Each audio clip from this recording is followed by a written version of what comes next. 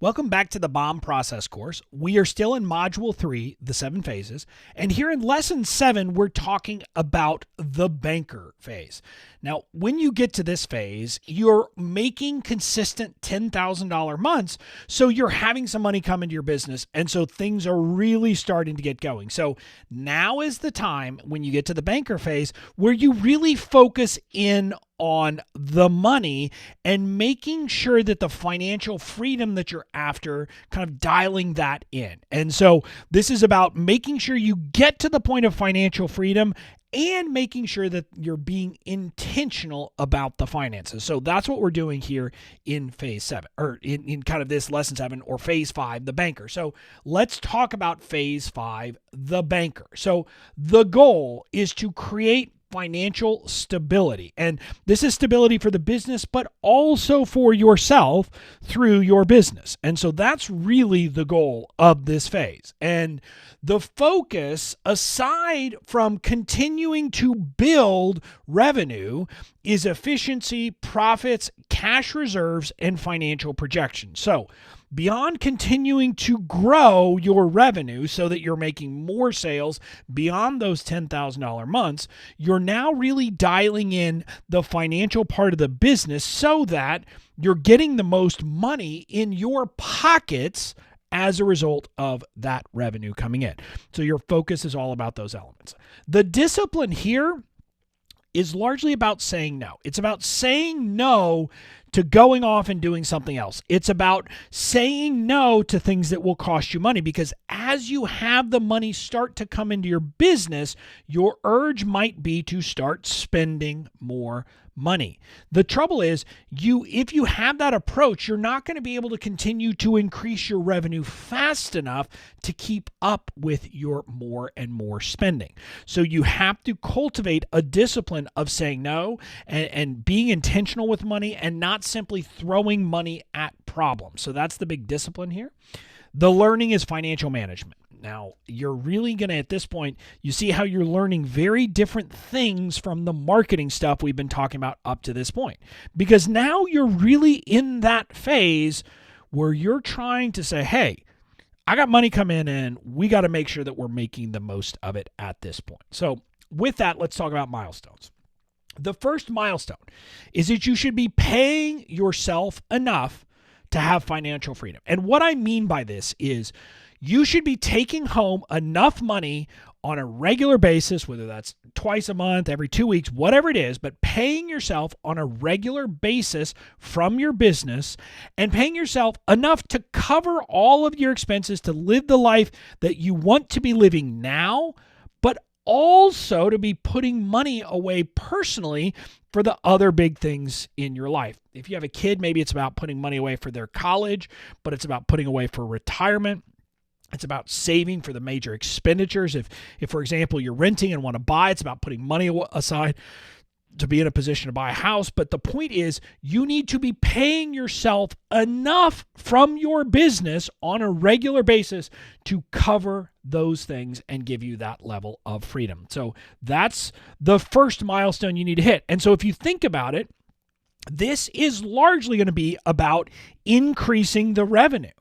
And you're going to have to kind of probably, for most people, increase your revenue beyond $10,000 months because, by the way, you have expenses. So bringing in $10,000 in revenue does not mean you're taking home $10,000. So we're at this phase going to have to grow our revenue more to really get to that point. So that's the first big milestone, that you're making enough money to pay yourself enough to have financial freedom personally. Now, beyond that, you need to be having profits of 10% above all your expenses and what you pay yourself. And this is an important metric because a lot of people will say, oh, I made a profit, but then they say, I'm going to reinvest it in the business, and they simply reinvest it in recurring expenses. Now, it's okay if you have a profit and then you decide to make a big one-time purchase. That's okay. But the concept here is that your monthly expenses in the business, including paying yourself, you still leave a cushion above that of about 10%. So that's what we're talking about when you say profits of 10%.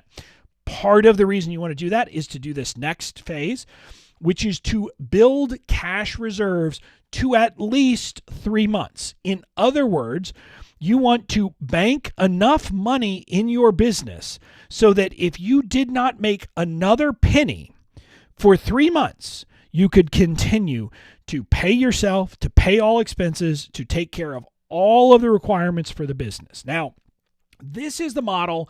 The 3-month reserve is if you are on a traditional evergreen model, which is what I suggest. If you happen to be in a business where you have limited card opens because it simply makes sense that people need to go through a program with you together, my standard here is that you need to be in a position so you have sufficient reserves so that if no one bought during your next open cart, your business could survive. So that's what you're looking for. But as you can see, this requires you to be disciplined, to have those profits, and to be putting them in a reserve account so that you have that money set aside. So that's the third milestone here. The fourth one is that you should be creating cash flow projections regularly. You should know, how much money do I have coming in on a regular basis on a general, like, sales that aren't made. But if you have payment plans, you should know, hey, next month I'm going to have this month, and the month after that I'll have this much money. But also you should understand where your money comes in. Is it at the beginning of the month, the end of the month? Just understanding all those things, and you should be able to project with some level of precision how much money you'll be making. So that's an important part of this process. So this phase is about continuing to increase your revenue while also putting more stringent financial controls in place. Now, before this, largely you will have been just kind of putting the money that you were making back into the business because you're trying to grow, you're trying to grow, you're trying to grow. And at this point, you should hopefully start to back up and build the cushion, build the controls so that you really are building stability and safety into your business. Now, a quick note here. The amount of revenue you need in your business will depend on your personal financial goals and needs.